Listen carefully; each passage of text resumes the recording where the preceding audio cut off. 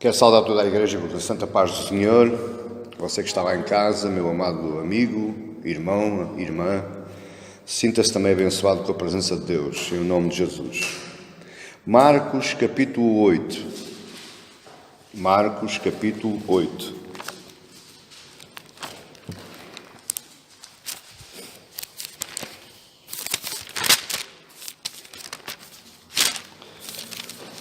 Marcos capítulo 8.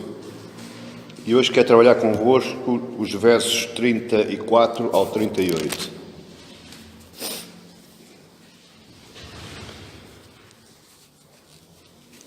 Como é bom sentir a presença de Deus no nosso meio, amém? Marcos 8, 34 ao 38.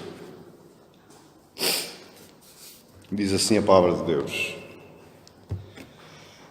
Então, convocando a multidão e juntamente os seus discípulos, disse-lhes: Se alguém quer vir após mim, a si mesmo se negue, tome a sua cruz e siga-me. Quem quiser, pois, salvar a sua vida, perdê-la-á. E quem perder a vida por causa de mim e do Evangelho, salvá-la-á. Que aproveita ao homem ganhar o mundo inteiro e perder a sua alma? Que daria um homem em troca de sua alma? Porque qualquer que nesta geração adúltera e pecadora se envergonhar de mim e das minhas palavras, também o Filho do Homem se envergonhará dele quando vier na glória de seu Pai com os santos anjos. Amém? Só até aqui, que o Senhor Santo Espírito ilumine as nossas mentes e os nossos corações e para nós entendermos tudo aquilo que vai ser falado. Porque, amado irmão, eu quero hoje trabalhar com mais um ponto do Evangelho de Marcos. E este tema eu quero dar o nome Tome a Sua Cruz. Tome a Sua Cruz. E este tema é demasiado importante para a Igreja. E por isso eu peço toda a vossa atenção aqui e lá em casa. Porque é muito raro você ouvir falar o que vai ouvir. Muitos são aqueles que se dizem cristãos, muitos são aqueles que se dizem seguidores de Cristo, muitos são aqueles que se dizem discípulos, mas estão muito ao longe, muito à margem daquilo que Jesus está ensinando aqui. Amém? Então preste atenção para aquilo que vai ouvir, porque este texto é pregado de várias formas. Este texto até é pregado para dízimos e ofertas, e não tem nada a ver com isso.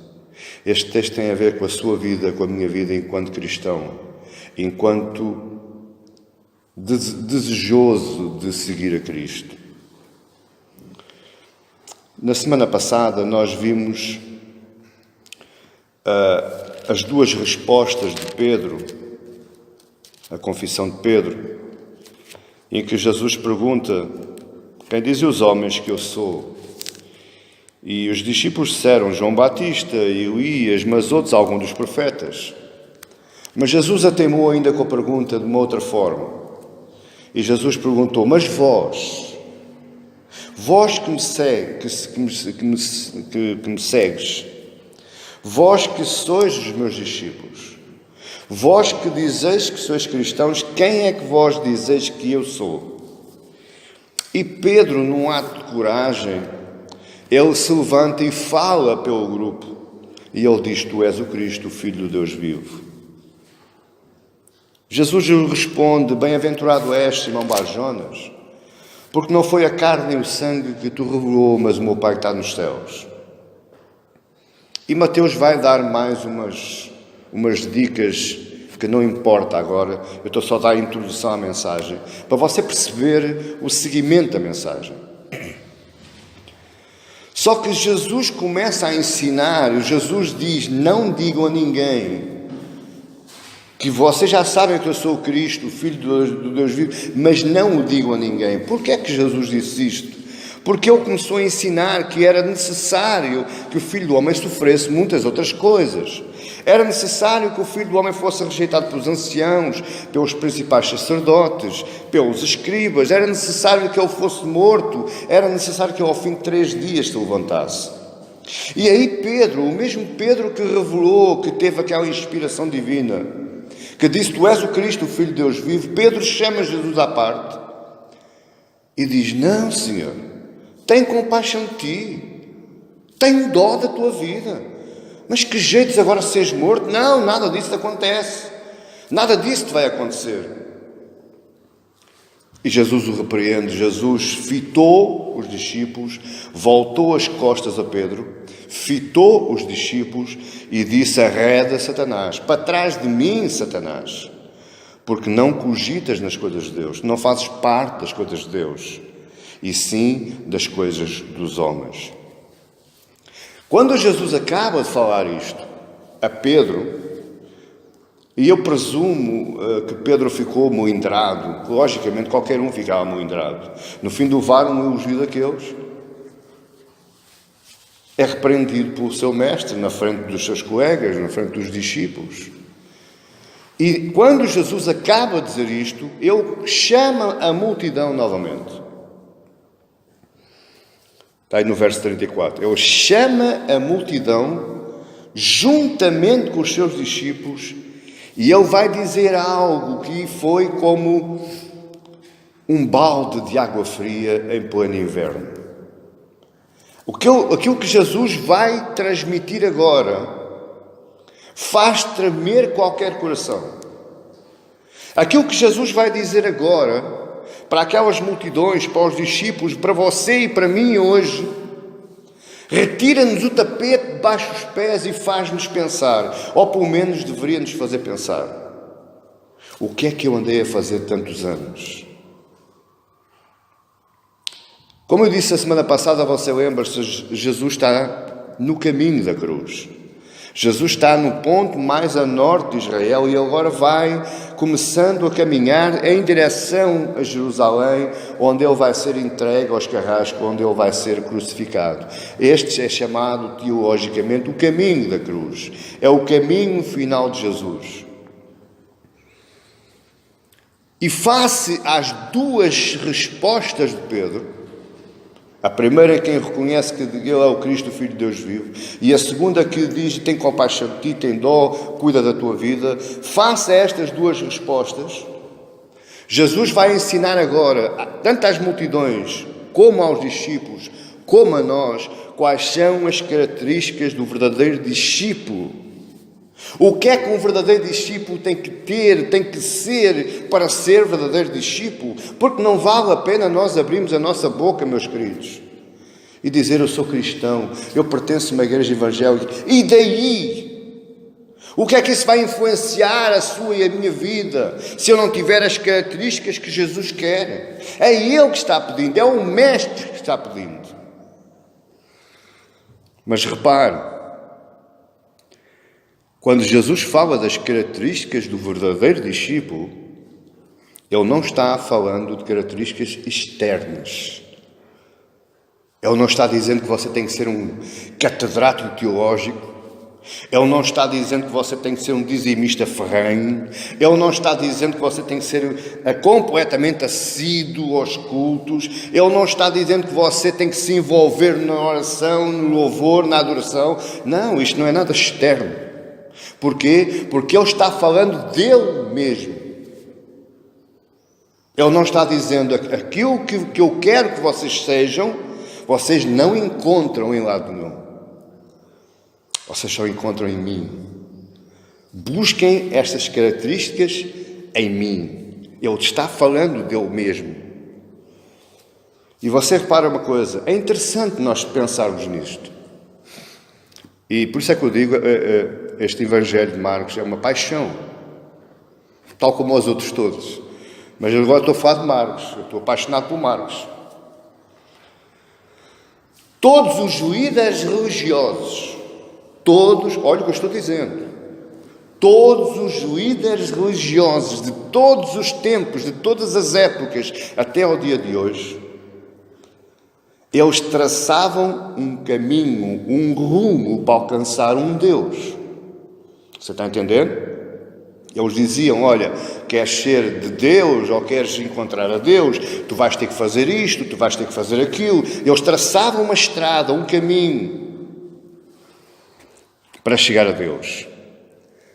Mas Jesus não traça um caminho. Jesus diz: eu sou o caminho.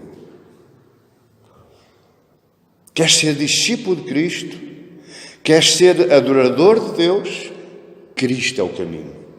Não existe uma norma, não existe uma regra, não está traçado uma liturgia própria para chegar a Deus. Não. Você chega a Deus através de Cristo. Se não for através de Cristo, você não chega a Deus. Está a entender até aqui? Amém? Glória a Deus. E isto é uma demonstração clara de que Jesus Cristo é o próprio Deus. Porque ninguém chega a Deus através de Cristo, sem ser através de Cristo, então Ele é o próprio Deus. Por outras palavras, para você entender, Jesus é o Evangelho. Quando nós falamos de Evangelho, nós estamos a falar de Jesus. Evangelho não é isto. Evangelho é tudo isto. Você está a entender o que eu estou dizendo? Ele é o Evangelho. Paulo vai nos dizer algo interessante, que se dividirmos em metade é um bocado complicado. Mas Paulo nos diz em 1 Coríntios capítulo 11, verso 1, diz assim: sede meus imitadores. Opa! Sede meus imitadores. Ser teu imitador, Paulo. Eu ser imitador de um homem? Opa! Mas ele depois vai completar, como eu sou de Cristo. Glória a Deus. Sede meus imitadores, como eu sou de Cristo. Paulo era imitador de Cristo, então você tem que imitar aqueles que imitam Cristo. Tem que seguir da mesma forma que aqueles que seguem e que imitam o caminho, o Evangelho, Jesus. O discípulo é isso. O discípulo não é outra coisa. E é por isso é que o cristianismo é uma religião completamente diferente. Você vai para o espiritismo do kardecismo, você vai para o islamismo, você vai para o catolicismo, você vai para qualquer religião, para o budismo, para o hinduísmo, qualquer religião. Não é o próprio líder em si que o conduz a Deus, é qualquer coisa que você tem que fazer. Mas aqui você chega a Deus através do caminho que foi enviado por Deus à terra, que é Jesus. Então, para você entender, você já deve estar pensando agora, já no seu coração, e eu penso que sim. Aí no verso 34 ele diz: convocando a multidão, juntamente com os seus discípulos, disse-lhes: se alguém quer vir após mim, a si mesmo se negue. Se alguém quiser vir após mim. O após mim quer dizer que ele vai à frente. Após. Se eu vou após alguém, quer dizer que eu tenho alguém à minha frente. E esse alguém está à minha frente, tem a primazia no caminho. E você repara que a Bíblia é um livro maravilhoso. João 3,16 diz que Deus amou o mundo de tal maneira que enviou o seu Filho unigênito. Sim ou não? Mas Hebreus vai dizer que ele subiu como primogênito de muitos. Ou seja, ele é o primeiro, ele tem a primazia, ele vai à frente, ele fez primeiro. Se alguém quiser vir após mim, negue-se a si mesmo, após mim, logo em seguida. Mas há muita gente que quer andar ao lado de Jesus. Há outros que querem andar à frente de Jesus. O discípulo não anda nem ao lado, nem à frente, ele anda atrás. Porque ele tem a primazia, ele é o primeiro, ele é o caminho. Ele é o farol, ele é o guia, ele é a bússola. Cristo falou isto. É curioso que Cristo falou isto não só para os discípulos, mas para a multidão.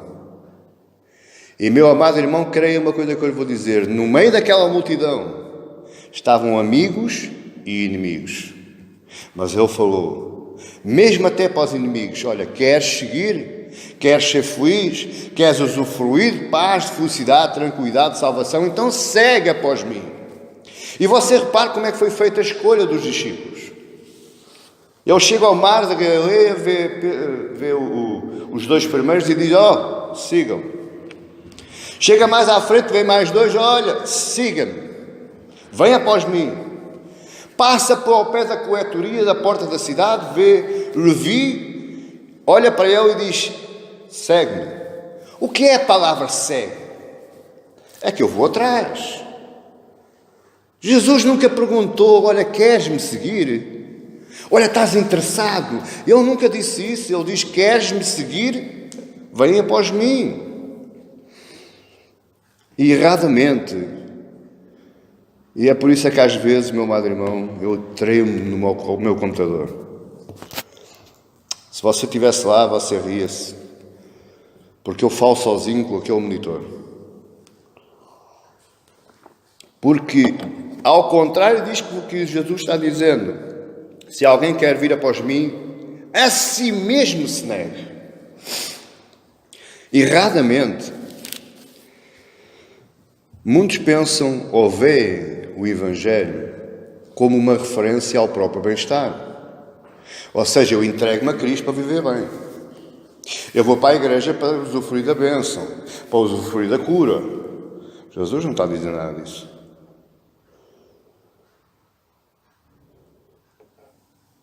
Se alguém quer vir após mim, a si mesmo se negue. Toma a sua cruz. Cruz. Nunca se esqueça desta palavra. Eu hoje ouvi uma frase interessante. Deus nunca ofereceu, nem nunca prometeu bem-estar a ninguém. Então porquê é que os homens prometem? Porquê é que os homens oferecem o bem-estar? Há o Evangelho, dá-te bem-estar, põe-te nas nuvens, tu comes o melhor desta terra. A igreja, meu amado irmão, não é o lugar para se sentir bem. A igreja é o lugar para se sentir mal. Porque você é como eu, miseráveis pecadores, que só estamos aqui pela graça de Deus, pela misericórdia de Deus. E quando eu ouvir alguém dizer, eu naquela igreja sinto-me muito bem, eu digo assim, algo está mal. Porque cruz não é se sentir bem. Negar-me a mim próprio não é me sentir bem. Seguir atrás de alguém também não é me sentir bem. A igreja não é lugar para se sentir bem, mas é um lugar para aprender a seguir a Jesus. É aqui que você aprende a seguir o Mestre. É aqui que você abre os olhos para ver o caminho. Depois, tem todas as consequências que Deus tem preparado para si, mas isso já não é um problema da igreja. Isso é um problema entre Deus e si. Então, olha, Jesus vai apresentar 3 características para quem o quer seguir. Se alguém quiser vir após mim, portanto, ele vai apresentar 3 características para aqueles que querem seguir após ele. E a primeira está aí no verso 34. O verso onde a gente estava. Se alguém quiser vir após mim, a si mesmo se negue. É isso que está aí na sua Bíblia? A si mesmo se negue. Interessante aqui observarmos uma coisa. Como os homens deturpam a palavra de Deus. Os homens deturpam aquilo que está escrito.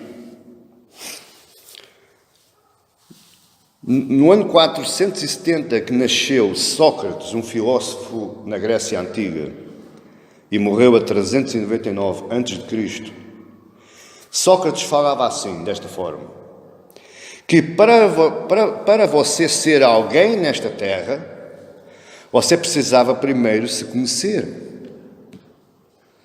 Você só conheceria a verdade sobre si se olhasse para dentro de si e se conhecesse. Ou seja, por outras palavras, queres viver bem? Queres conhecer a verdade? Conhece-te. Observa o teu homem interior. Praticamente mais ou menos na mesma altura apareceu um outro filósofo, também da Grécia Antiga, no ano 341 e morreu no ano 270 a.C., que se chamava Epicuro, e ele falava o seguinte: não é como Sócrates diz. Qual olhar para dentro? Isso dá-me trabalho. Para você ser feliz, para você se reconhecer enquanto gente, para você se reconhecer enquanto ser humano, você precisa de comer, beber e gozar os prazeres da vida hoje, porque amanhã você vai morrer. Era assim que este filósofo falava. Ou seja, por outras palavras, ele dizia: aproveita a vida. Tanto as ideias de Sócrates como as ideias de Epicuro ainda hoje prevalecem dentro das igrejas evangélicas. Porque eu já ouvi muitas vezes, há 32 anos que eu ando aqui, eu já ouvi muitas vezes: tu és um campeão, tu és um forte, tu és um poderoso. Só basta tu teres força, pensares positivo, pensa positivo, fala positivo. Ou seja, é as ideias de Sócrates. Mas há outros que dizem: tu tens que comer o melhor desta terra, e Deus tem que te abençoar, tu tens que decretar a tua bênção, tu tens que viver bem, ter muita saúde. É as ideias de Epicuro. A grande pergunta é: qual é a igreja ideal para si? O que é que você imagina como igreja ideal? Qual é a ideia que você faz de uma igreja para ser a igreja ideal? Será que é aquela onde eu me sinto muito bem? Onde eu sou muito acarinhado? Onde o pastor organiza as atividades da igreja para que o povo se sinta bem, se sinta confortável, se sinta acarinhado? Será que esse é o ideal de igreja para si? Ou será que o ideal da igreja para si é aquela igreja daqueles que dizem: ninguém se meta na minha vida, eu estou lá, mas não se metam comigo, não interfiram comigo? Será que é essa igreja também que é ideal para si?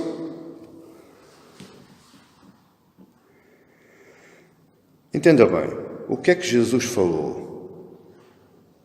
O que é que Jesus disse? Negue-se a si mesmo. Negue-se a si mesmo.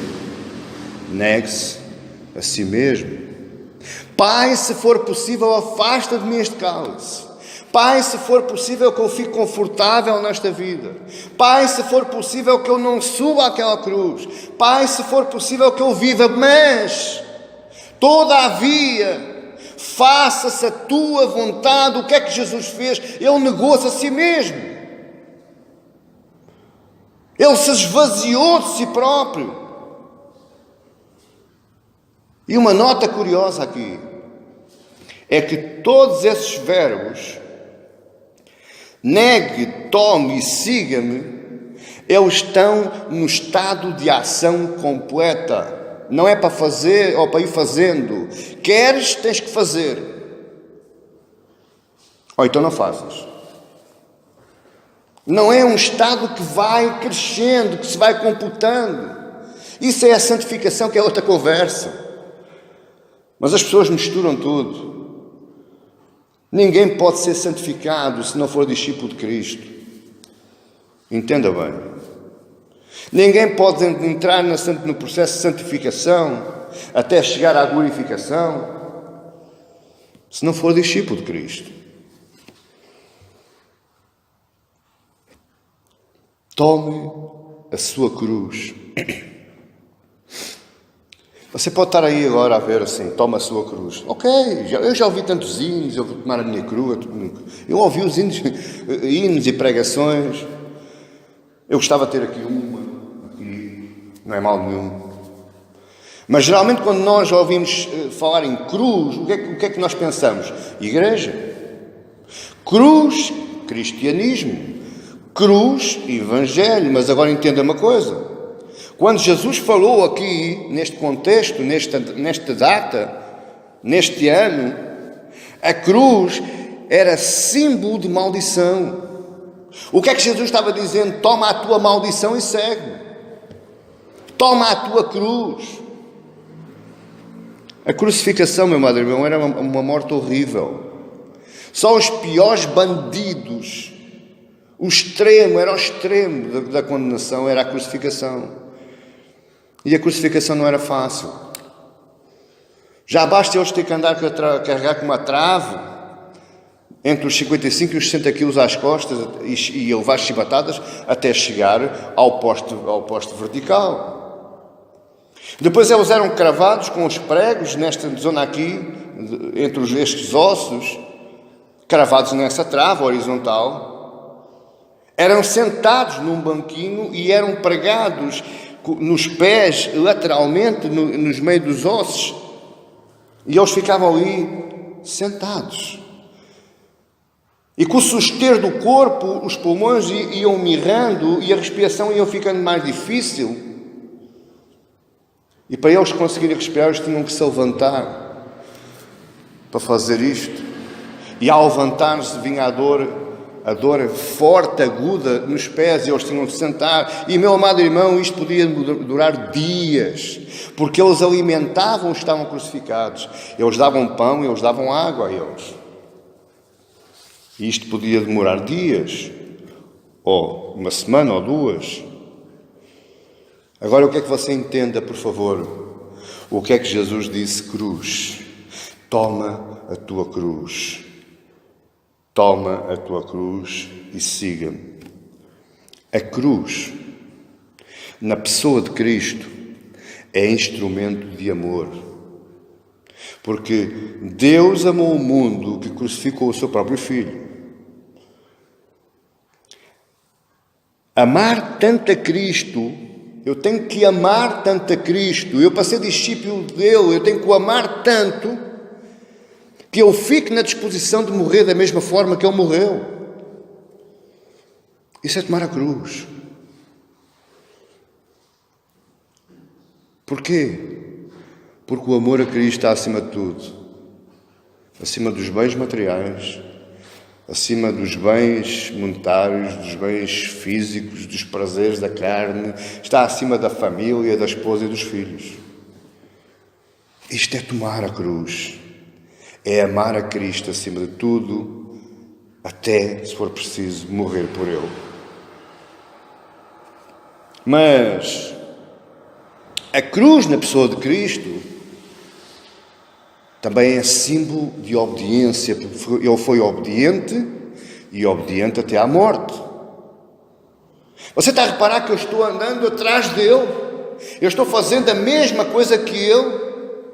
Ora, se Ele foi obediente e obediente até à morte, então eu tenho que o obedecer a Ele incondicionalmente, sem condições. E aqui existe outro problema. É que a palavra de Deus não pode ser relativizada nem seletivizada. Como fazem alguns hoje e sempre fizeram. Desde os tempos a seguir à morte dele até hoje, seletivizam a palavra e relativizam a palavra. Ou seja, não, isto não é para os dias de hoje, pastor. Isto foi só naquela altura. Você está louco? Você está doido? Não, isto não é para os dias de hoje. Isto chama-se relativizar a palavra. Chama-se diminuir a palavra. Mas também há outros que seletivizam a palavra. Eles vão à procura dos versículos que nos enchem o coração, que nos enchem o orgulho, o ego, e rasgam tudo o resto. Isto chama-se seletivizar a palavra. Eu tenho que obedecê-lo incondicionalmente. Eu tenho que olhar para a palavra que ele próprio a deu e eu tenho que a seguir. Eu tenho que obedecer. Mas em terceiro lugar, a cruz na pessoa de Cristo é instrumento de humilhação. Você sabia que aqueles que eram crucificados todos nus? E isso era o extremo da humilhação. E não só eram crucificados todos nus, como eram escarnecidos pela multidão que estava ao redor. Então, eu para tomar a minha cruz e seguir a Cristo, eu tenho que deixar a soberba, eu tenho que deixar o orgulho, eu tenho que deixar o ego altivo, eu tenho que deixar a murmuração, eu tenho que deixar isso tudo por terra. Eu tenho que me humilhar a mim mesmo. E se necessário for eu ser humilhado, então eu serei. Bem-aventurados vós que sois perseguidos por causa do meu nome, porque é grande o vosso galardão nos céus. Então, conforme eu for humilhado, ou se for necessário, como discípulo que eu quero ser, eu terei que ser humilhado também. Mas, por outro lado, a cruz na pessoa de Cristo é instrumento de morte. E não é só morte física, mas é morrer para a carne, é morrer para o mundo e morrer para os prazeres.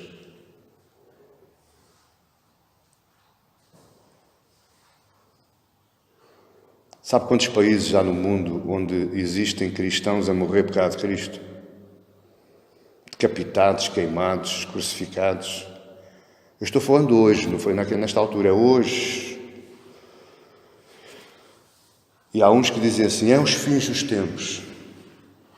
É uma ova. Desculpe uma expressão. O que eles estão padecendo é que nós não conseguimos seguir o exemplo deles. Sabe porquê? Porque se necessário for ir pregar lá para a Somália, eu não vou.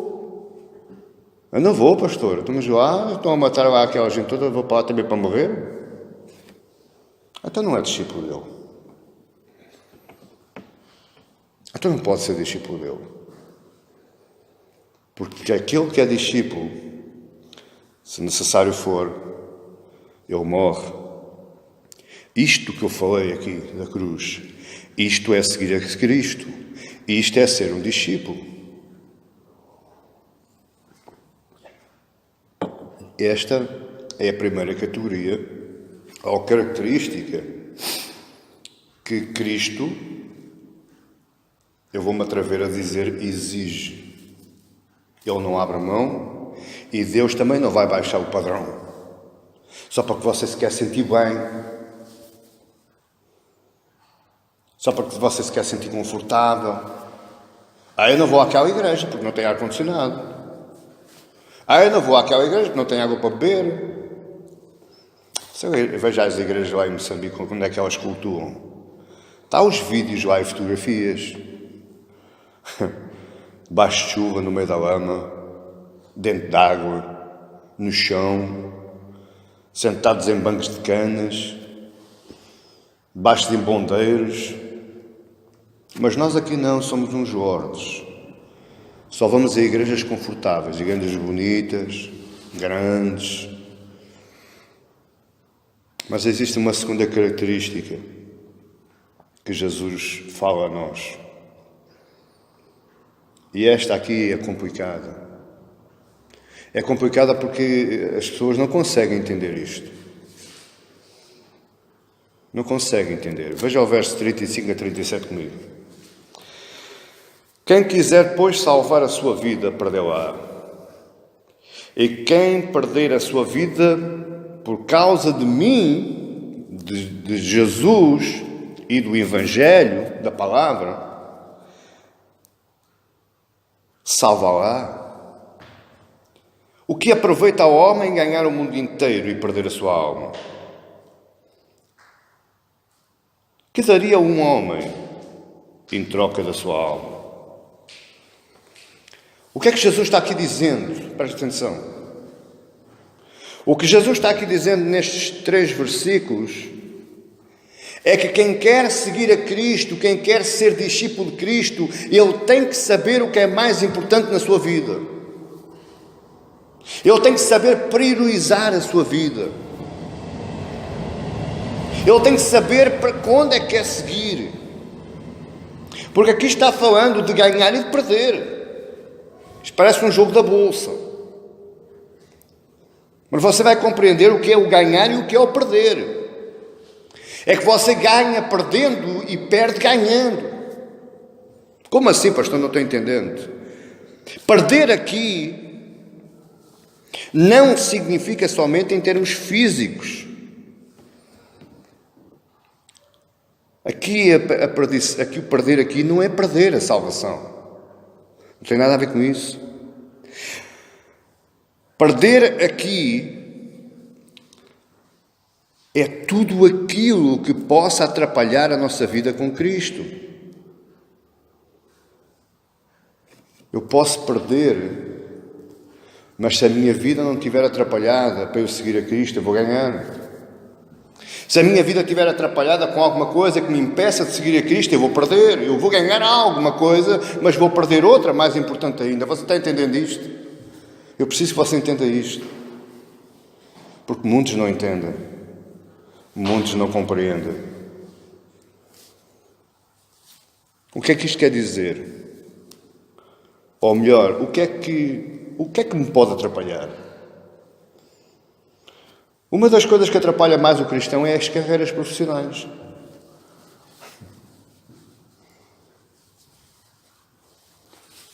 Eu tenho que alcançar o meu objetivo, que é para depois, a meio da minha vida, eu começar então a ter mais um espaço de manobra. As carreiras profissionais, os meus privilégios enquanto profissional, isso atrapalha o cristão na sua vida com Cristo, em seguir a Cristo.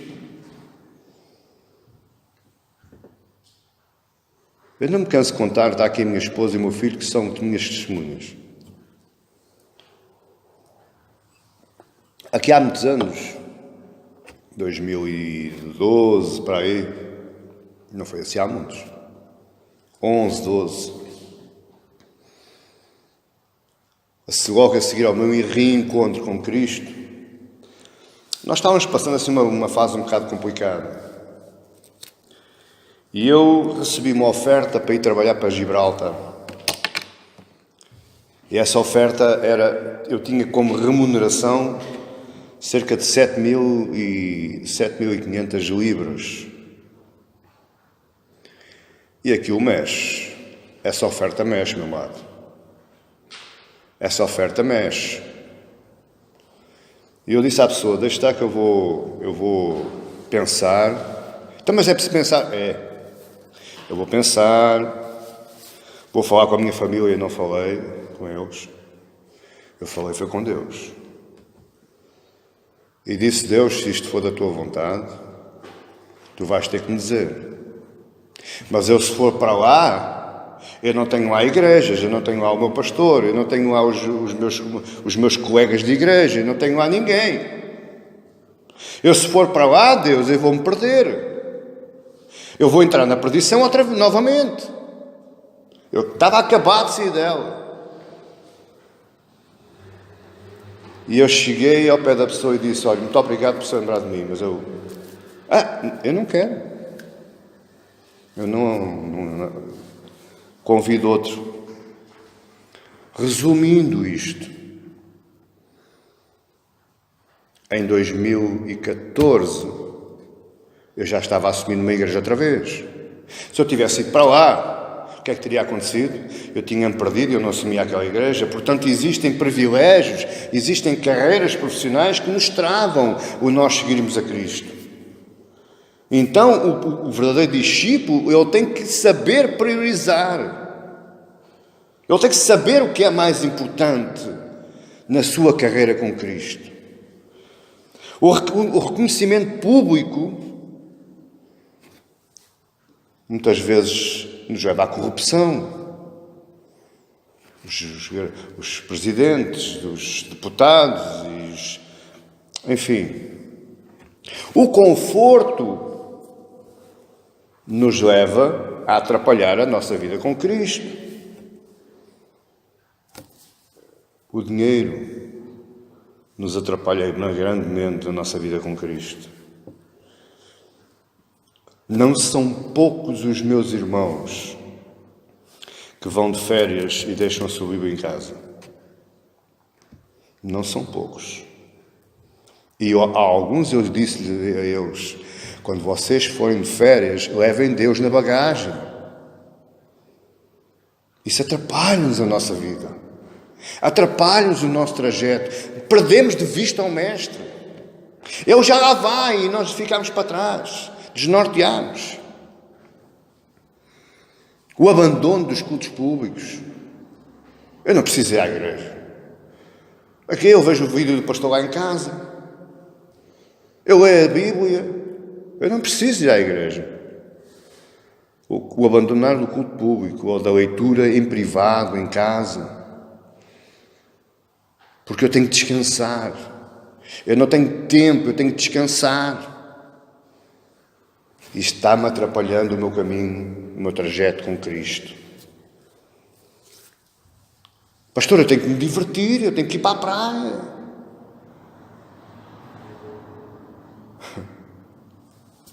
O lazer. É mau isto tudo? Não. Oh, meus queridos, não. Isto não é mau, mas temos que priorizar. Esta perspectiva de perder e ganhar é muito séria. Porque, conforme eu disse, você ganha perdendo, mas perde ganhando. É confuso isto, eu sei.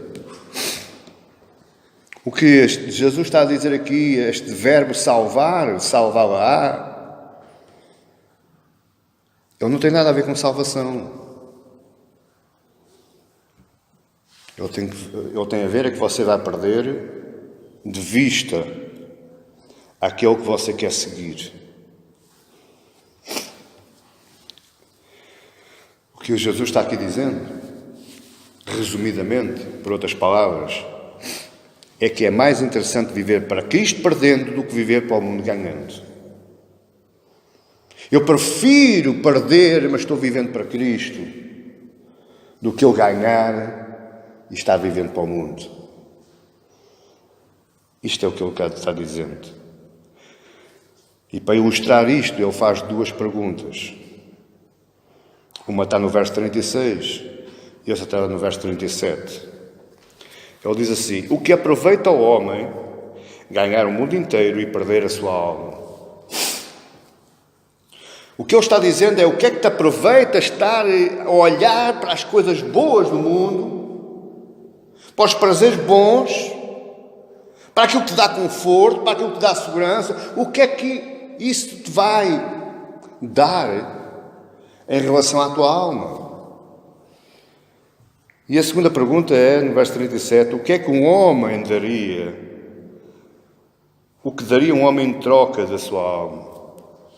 Ou seja, o que é que você está disposto a dar para não perder a sua alma? Pense nisto. Se você quiser abrir, abra. Se não quiser abrir, deixe estar, que é para não perdermos tempo.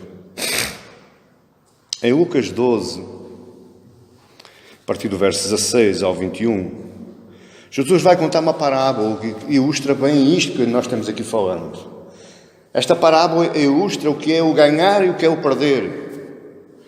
Lucas 12, a partir do verso 16, diz: e propôs-lhe uma parábola, dizendo: a herdade de um homem rico tinha produzido com abundância, e arrazoava ele entre si, dizendo: que farei? Eu não tenho onde recolher os meus frutos. E disse: farei isto: derribarei os meus celeiros, que são pequenos, e edificarei outros maiores. E ali recolherei todas as minhas novidades e todos os meus bens. E direi à minha alma: alma, tens em depósito muitos bens para muitos anos. Alma, come, bebe e folga. Será que aqui Jesus não está falando lá do Epicuro? Come, bebe e folga. Verso 20, mas Deus lhe disse: louco, esta noite pedirão a tua alma, e o que tens preparado para quem será? Assim é aquele que para si ajunta tesouros e não é rico para com Deus. O que Jesus está aqui dizendo é que você pode ser muito rico aos olhos do mundo, mas ser muito pobre aos olhos de Deus. É sério ou não é? Seja honesto comigo. É sério ou não é? Dá para pensar ou não dá? Dá para meditar o que é que temos andado a fazer até agora ou não? O mundo nos dias de hoje, ele é motivado por inúmeras ofertas de felicidade e de bem-estar.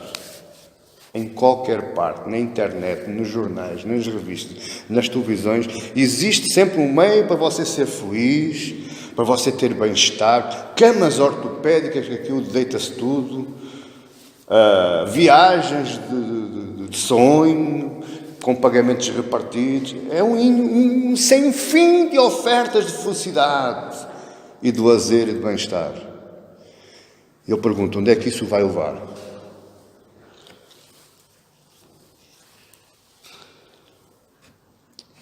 Pense uma coisa que eu lhe vou dizer. E eu atrevo-me a dizer aqui, na vossa frente e à frente daquela Câmara. Porque esta é uma das maiores verdades que eu aprendi com este Evangelho de Marcos. O diabo não tem interesse nenhum em que você saia da igreja. Não. O diabo quer que você esteja dentro da igreja. À maneira dele. Não é à maneira de Cristo. O diabo quer que você esteja dentro da igreja à maneira dele. O diabo não tem interesse nenhum em te tirar desta igreja, nem de outra igreja qualquer. Mas o diabo tem muito interesse em tirar de Cristo do coração. Essa é a luta dele. Quando ele conseguir tirar Cristo do teu coração, ele ganhou. E olhe que ele está ganhando aos pontos em muitos lugares e em muitos dias. E o povo dormindo ainda não viu, nem ouviu, porque anda cego espiritualmente. Não só o povo, como os pastores também. Esta ilustração, isto que eu vou dizer, está numa ilustração do que é a narrativa do jovem rico.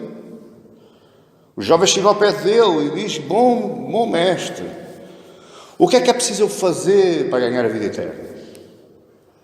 E Jesus vai dizer, porque é que me chamas bom? Bom é só um, que é Deus. Cumpre os mandamentos. Oh Senhor, mas isso eu cumpro desde a minha mocidade. Sério? Todos? Até aquele de amar o próximo? Eu guardo isso tudo. Então pronto, então só falta uma coisinha. Pega nas tuas coisinhas todas, aquilo que dá conforto, dá reconhecimento, aquilo que dá lazer, aquilo que dá prazer, pega nisso tudo, vende e dá aos pobres. E depois segue. O que é que o jovem fez? Foi embora. O diabo conseguiu tirar Cristo do coração daquele jovem. Porque aquele jovem estava entesourado com as coisas dele e não com as coisas de Deus. Ele não queria ser salvo da realidade. Isto acontece dentro das nossas igrejas hoje. Existe muita gente que quer benefícios, quer privilégios, quer cargos, mas não querem seguir a Cristo. Tomar a cruz? Não. Negar-me a mim mesmo? Não. Humilhar-me? Não. Eu não estou dizendo, meus amados irmãos, não compreendem mal o que eu vou dizer, ou o que eu estou dizendo. Eu quero que fique gravado para não ser mal interpretado. Eu não estou dizendo que eu, para seguir a Cristo, para ser discípulo de Cristo, para ser discípulo de Jesus, eu tenho que ser um pobrezinho, um mendigo. Eu não estou dizendo isso. Eu posso ter carro, posso ter casa, posso passar férias, posso ter dinheiro, mas eu tenho que saber onde é que está a prioridade da minha vida. Isso é que eu tenho que saber. Ou saber fazer, perdão. Não é deixar de parte as coisas de Deus. Não quer, nem estou para aí virado, só estou quando eu quiser.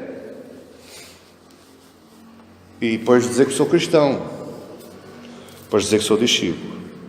Mas existe ainda uma terceira característica daquele que quer seguir a Cristo.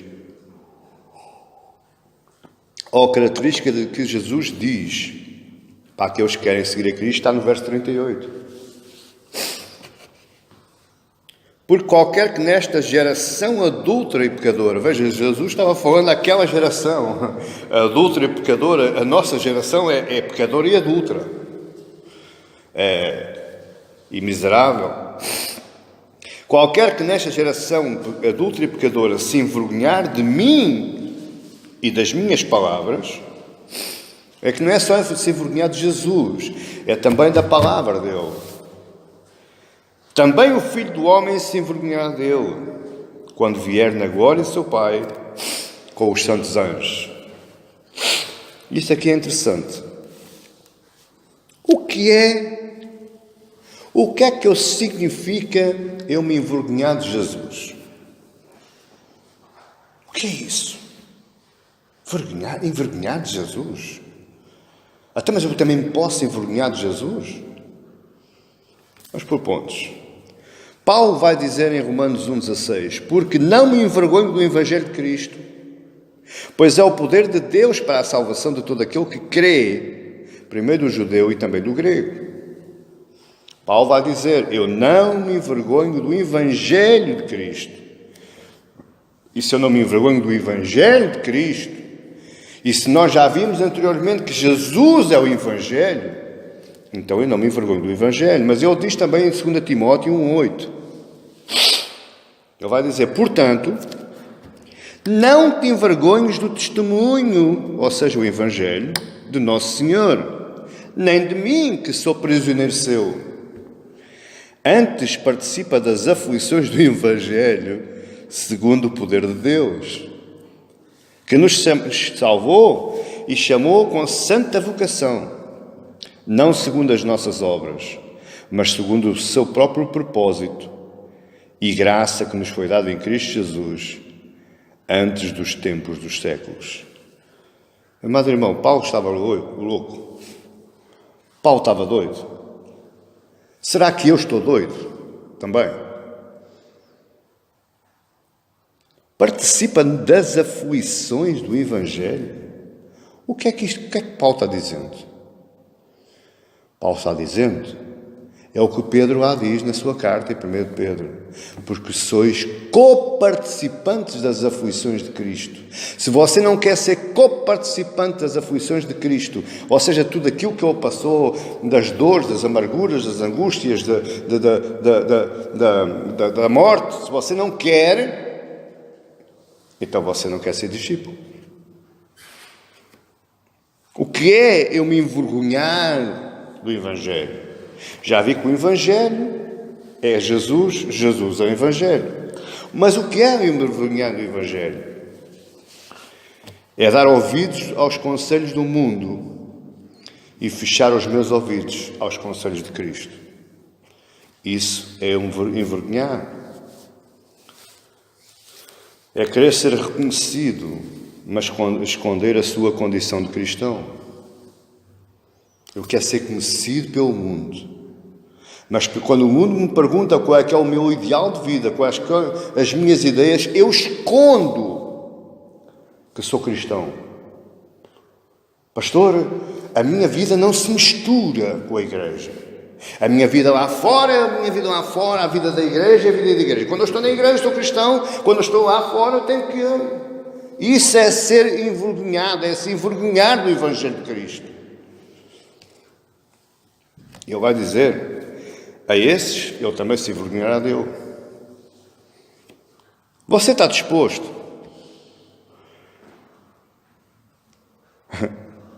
a ser louco nas bocas do mundo? Tu és louco, pá. Tu és doido, pá. Tu tens tantas capacidades. Tu podias ser isto, podias ser aquilo, e estás a trocar isso pela igreja. Estás a trocar isso pelo culto. O que é isso de culto? Tu tens é que escolher bem e ver as tuas capacidades. Tu és doido.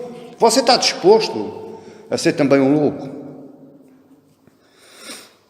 O que é que Jesus está dizendo, meus amados irmãos?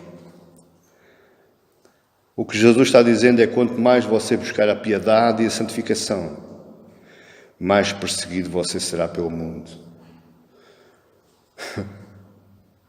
Ele também o foi. Ele também o foi. E desde muito cedo do ministério dele. Pela própria família até. Pastor, não posso chatear a minha família. eu não posso falar do Evangelho à minha família, porque senão eles metem de parte. Ok. Como ele disse mesmo, nós vivemos numa sociedade adúltera e pecadora. E esta sociedade adúltera e pecadora não tem só pessoas do mundo, também tem pessoas da igreja. Me perdoem fora assim, mas a mensagem é esta. O sermão é este. E qual é que será o dia em que o Senhor se envergonhará dos envergonhados? Deixe-me só contar um episódio rápido. Eu, quando me converti em 1988, eu não tinha dinheiro para comprar Bíblias. Eu, aliás, não tinha dinheiro para apanhar o autocarro. Eu morava a 14 km de distância.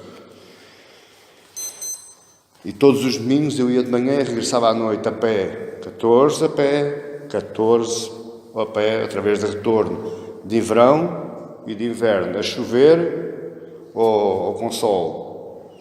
E ofereceram-me uma Bíblia, daquelas Bíblias que têm um fecho. Fecha-se.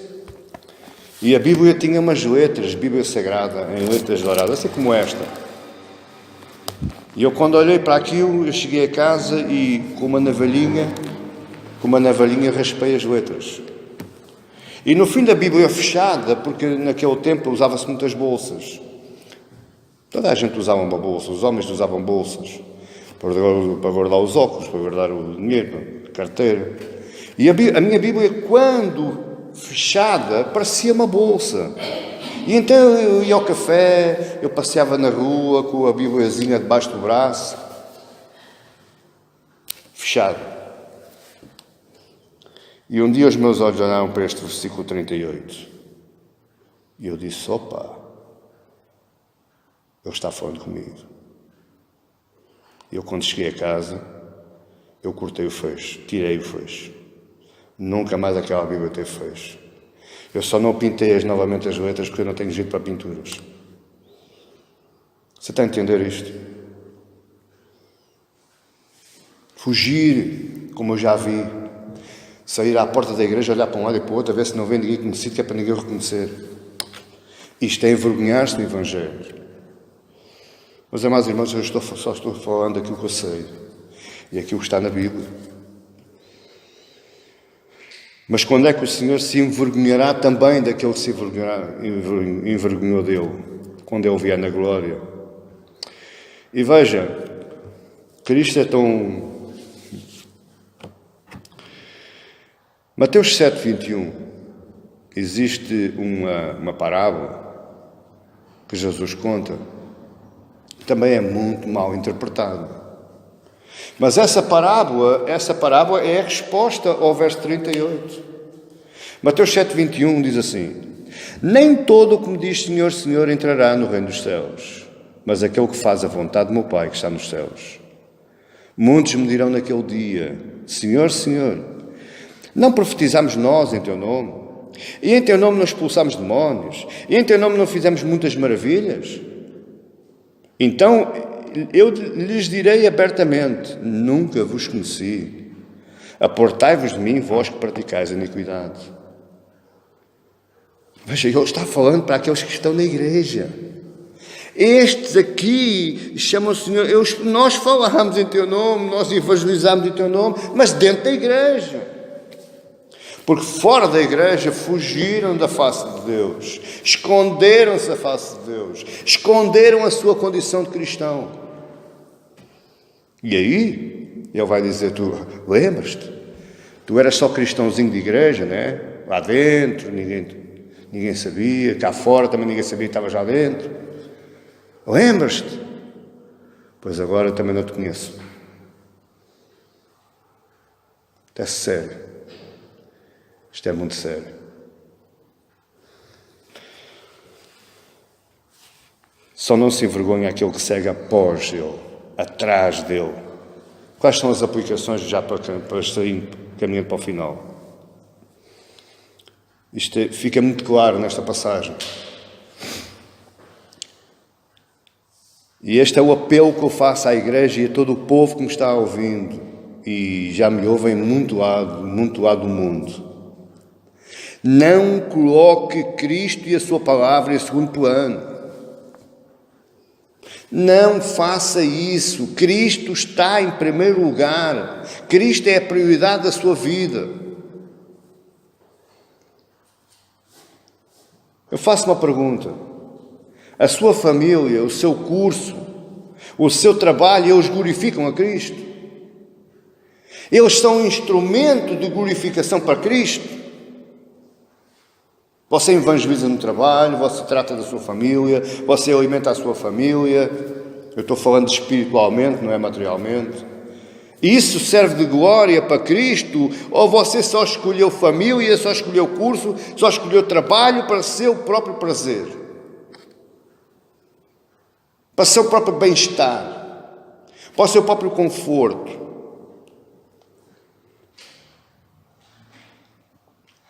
A grande pergunta é: como é que eu posso ser discípulo de Cristo? Pastor, me ensina a ser discípulo de Cristo.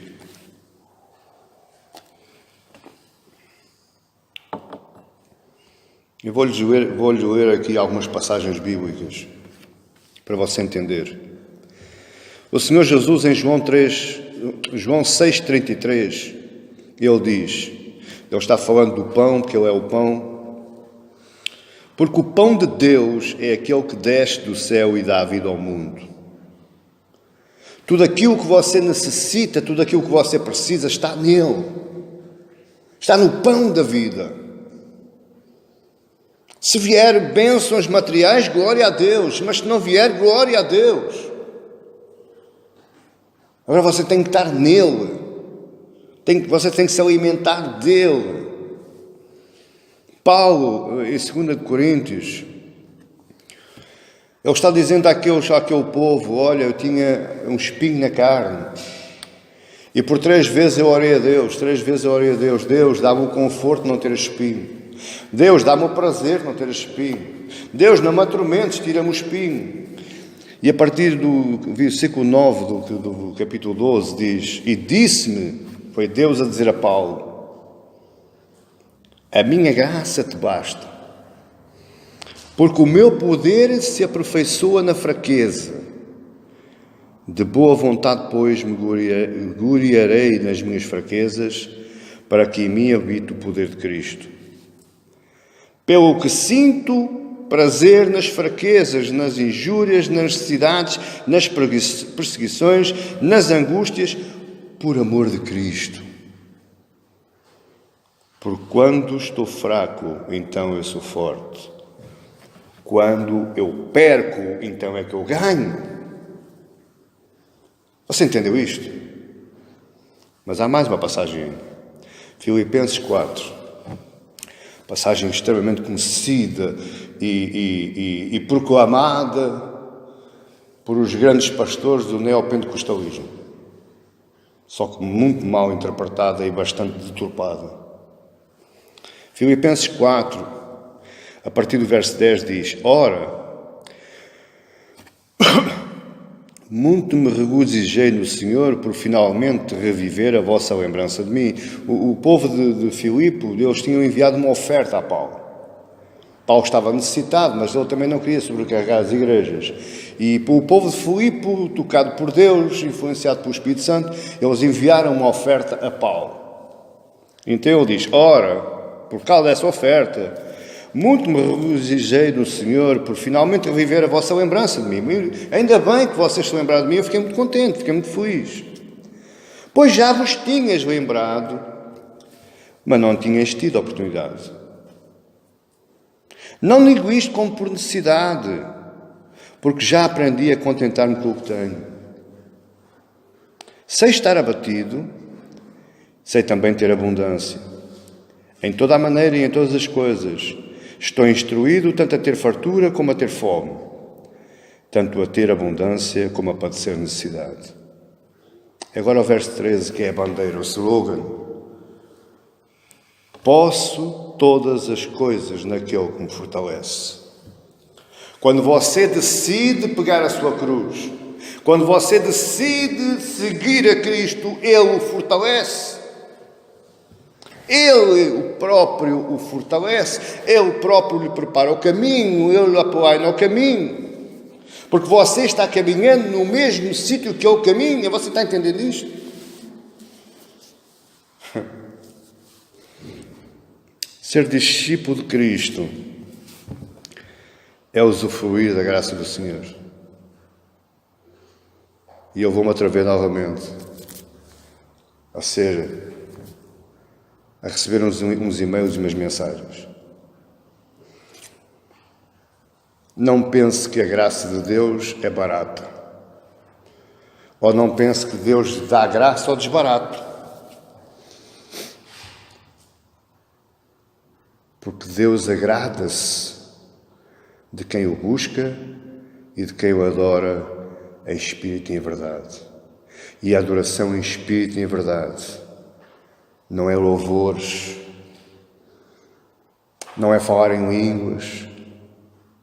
Adorar em espírito e em verdade é seguir obedientemente, incondicionalmente, por amor dele, mesmo que seja até à morte, o meu Mestre, o meu Rei, o meu Senhor, o meu Salvador. Aí eu sou agraciado, aí eu sou bem-aventurado. Bem-aventurados sois vós quando vos perseguirem por causa de mim e do meu nome, porque grande é o vosso galardão nos céus.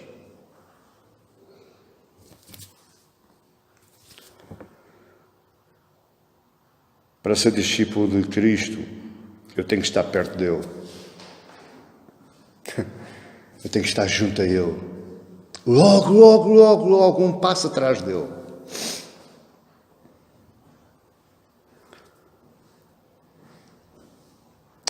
Nem você nem eu podemos ser discípulos de Cristo pelas nossas próprias forças. Porque eu vou concluir dizendo, se você está pensando em abraçar esse caminho, ele vai ser muito duro, muito difícil, tal como foi para ele. Não espere que o mundo lhe bata nas costas e que o aplauda. Não espere que o mundo dê glórias a Deus por si também. Espere que o mundo lhe chame louco. Espere que o mundo o escorrace. Espere que o mundo lhe chame mariquinhas, como já me chamaram a mim. Não foi bem mariquinhas, que eu estou sempre um bocadinho comedido por causa de estar onde estou. Mas foi assim mais ou menos umas coisas desse género. E não espere facilidades. Para você ser discípulo de Cristo, você tem que estar logo atrás dele. Quem quiser ser meu, diz, quem me quiser seguir após mim, toma a sua cruz e siga-me. Que Deus nos ajude, meus amados irmãos. Que Deus nos ajude a abraçar este caminho. Que Deus nos dê força, exatamente como deu a Paulo, a Pedro, Tiago, João e a tantos outros que sofreram por amor a Cristo. E eu escuso de ir para tão longe, mesmo perto. Século XVI, XVII, XVIII, XIX, XX, XXI. Houve muitos e muitos e muitos homens que foram espancados, foram mortos, foram escorraçados, foram presos, foram coisas horríveis que aconteceram com eles, porque eles pregavam da mesma forma que vocês ouviram hoje. Eles seguiam as pisadas de Cristo, eles estavam logo atrás. Portanto, não espere facilidades. Mas mesmo assim, mesmo em você perdendo, mesmo em você ficando no prejuízo, você vai ganhar a graça de Cristo. Você vai ser fortalecido pela graça de Cristo. Amém, igreja? Que Deus nos abençoe com esta palavra.